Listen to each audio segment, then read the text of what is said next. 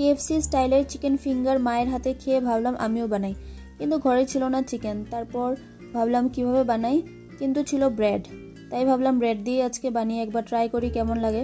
তো প্রথমে আমি এখানে একটা বড় সাইজের ব্রেড নিয়ে নিয়েছি, সেটাকে চারিপাশটা আমি কেচি দিয়ে কেটে নিচ্ছি, কারণ সাইডের জায়গাটা শক্ত শক্ত থাকে, তাই আমি সেগুলো ইউজ করব না। তারপর ব্রেডটাকে আরও মাঝখানে টুকরো করে নিয়েছি, তারপর একটু লম্বা লম্বা করে ফিঙ্গারের সাইজের হিসাবে আমি কেটে নিয়েছি সবগুলোকে।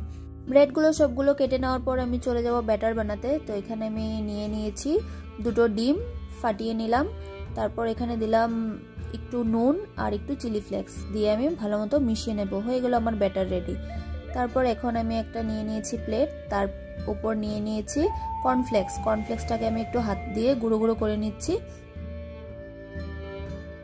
এখন আমি দিয়ে দেবো একটু কর্নফ্লাওয়ার আর একটু ময়দা।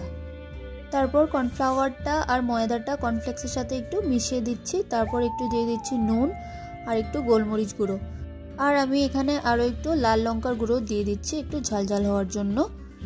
তো বাস এগুলো দিয়ে আমি এখন ভালো মতো মিশিয়ে নেব। এখন ব্রেডগুলোকে কোটিং করার পালা। প্রথমে আমি একটা ব্রেডের টুকরো নিয়ে নিয়েছি, প্রথমে আমি ডিমের ব্যাটারের মধ্যে চুবিয়ে নিলাম। তারপর এখানে আমি কর্নফ্লেক্সে দিয়ে দেব, কর্নফ্লেক্সে দিয়ে ভালো মতো কোটিংটা করে নেব। একদম ভালো মতো কোটিংটা করব, কোনো কোনা যাতে বাদ না যায়।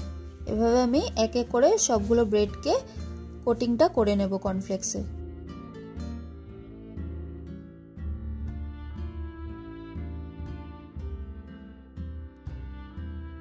এখন কিন্তু আমার সবগুলো ব্রেডকে কোটিং করা হয়ে গেছে। দেখো বন্ধুরা, এক পিস স্যান্ডউইচ ব্রেড দিয়ে কতগুলো স্ট্রিপস আমি বানিয়ে ফেলেছি। এখন আমি এদিকে একটা কড়াই বসিয়ে রেখেছিলাম আর তেলও গরম করতে দিয়ে রেখেছিলাম। তেলটা গরম হওয়ার পর আমি এক এক করে সবগুলো ছেড়ে দিয়েছি। এগুলোকে আমি হালকা আঁচে একটু ভাজবো, যেন কুরকুরা টাইপ হয়ে যায় পুরা, আর একটু লাল লাল করে ভাজবো।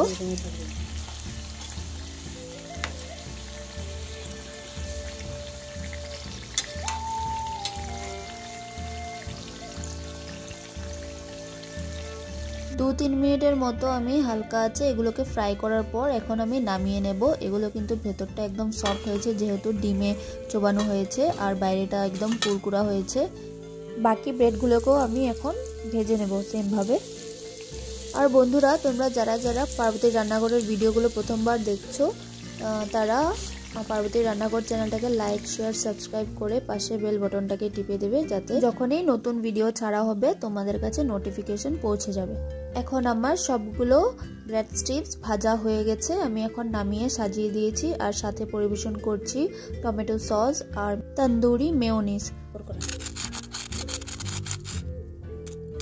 তাহলে বন্ধুরা, তোমরা বাড়িতে এই ব্রেডের ক্রিস্পি টেস্টি কুরকুরে রেসিপিটা নিশ্চয়ই একবার ট্রাই করো আর খেয়ে বলো কেমন হয়েছে আমাকে। আজ এখানেই বিদায় নিচ্ছি, টাটা।